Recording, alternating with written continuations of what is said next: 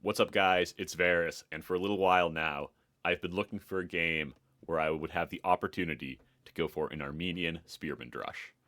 Now, this strategy, like a lot of strategies that are outside of the meta, kind of require you to have a messy game. And as you can see, Red and I are starting out this game contesting this rhinoceros. Red gets control of it again, and we'll go ahead and start chasing him back to his base. So a lot of the times with any type of strategy where you're kind of breaking the meta and just not going for like a fast feudal archers or scout approach, it's best to do so in games when the enemy is going to be delayed. Red and I are both going to be delayed in this game because instead of eating this rhinoceros that we're both trying so hard to bring in, we're both just quick walling and kind of failing to bring in this rhino, and neither of us has a particularly smooth eco at this stage of the game. I'm just dropping some quick walls here, trying to get this rhino in. And luckily, Red actually didn't chase me all the way back, so when I had to use the house trick to de-aggro it, instead of just kind of blocking it with these palisades, he wasn't close enough to stop it. Red has also recognized that this might be a pretty messy game. He's coming forward and laming. Both of us are having a similar reaction here, as it's fairly meta to lame once you and your opponent realize you're contesting the same hunt. You can see that I'm actually just going ahead and pursuing this villager, trying not to allow him to lame me too much, while also looking for more food on the map. As the Armenians, I've got a mule cart here, and I'll go ahead and take this forward wood line, instead of just walking a little bit further toward the back of my base.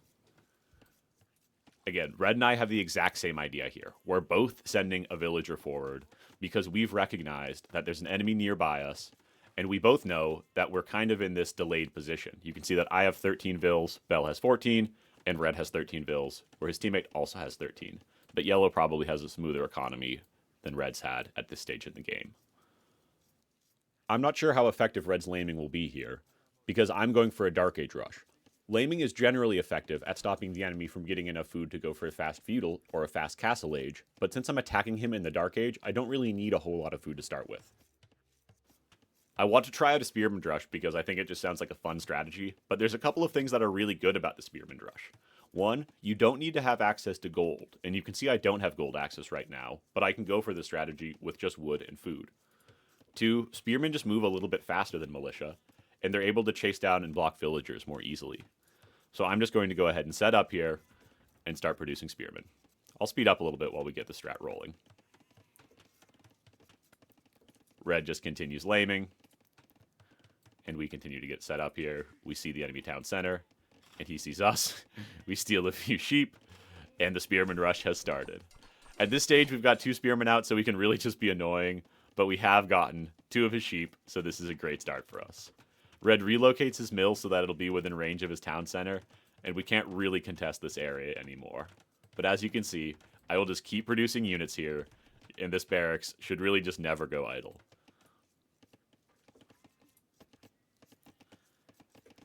Red isn't up to the next age yet, and Yellow is. This is all part of that benefit of having the Rhino contest in the early game. Because this game got a little bit messy, Red hasn't been able to play a nice clean metagame, and in a nice clean metagame, you'll usually get up quickly enough to get archers out to contest this type of rush. We go in and poke the wood line a little bit, but we don't have enough spearmen to take an efficient fight here, and we back off. We just keep harassing. And of course, we're doing a great job here to disrupt Red's economy. Let's check out the stats. Eco stats, we've got a decent eco, and you can see that Red is 400 resources behind our collection at this time. Red gets up some quick walls, but this does include a gate, and the gate is quite a weak point in the walls, so we'll just go ahead and poke at this. Gates are more expensive than walls, and they have just more area to be attacked. So we're able to batter down this gate with the Spearman, and Red won't really want to repair this.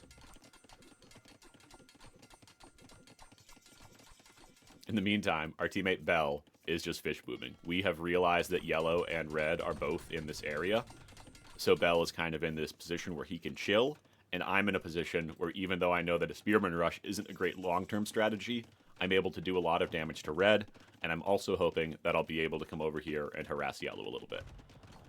Yellow just backs off these zebras as he's finished eating them already, and he's pulling off a fast castle.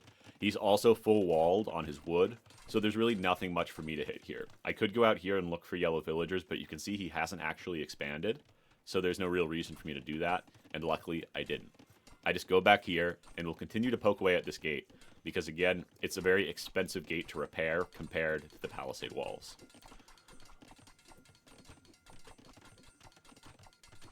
We continue just to ting ting ting away at this gate, and red starts to get his first archer out.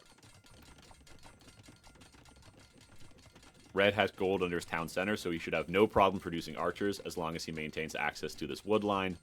And while these spearmen are doing a decent amount of damage to this gate, they're not actually breaking it down that quickly, and red could probably afford to repair this with just one villager while he continues to chop wood with the rest and would still be able to produce archers. But the gate is getting quite low. The first archer comes out, but the gate goes down, and our spears jump the villagers. Spearmen don't do a ton of damage, but we've got a ton of spearmen, so eventually these vills will start to go down. We chase the archer away, and we recommit our units all onto the vills. Urso is happy to take the trade here, because he knows that spearmen aren't great versus vills, but the numbers really just aren't in his advantage. He probably needs to evacuate this position, or needed to keep these walls up, because his whole wood line is idle right now, and he's taking a lot of damage. He's got 7 kills, but we have 3 kills on his villagers, and we continue to poke away, and this entire wood line is idle. Urso starts to clear up our army here, and he'll send 3 more villagers over to chop wood, since his wood eco is completely out of commission right now. These archers have done a ton of damage, and Urso is up to 15, 16, and even 17 kills. But we've got 6 eco kills against him, so he's in a really tough spot as well. And we've even got villagers coming forward to drop a town center. This game gets totally crazy, and these archers end up being complete heroes, and Urso will basically go ahead and micro these for the next 40 minutes. I do want to dedicate a separate video to these archers, because they are absolutely hilarious, and this archer in particular, who was the very first archer produced, is going to survive at 3 HP for, again, the next half hour of this game, while he just goes absolutely ham doing work on my team. Thank you so much for watching the game. If you enjoyed the video, give it a like to let me know, and feel free to subscribe to the channel.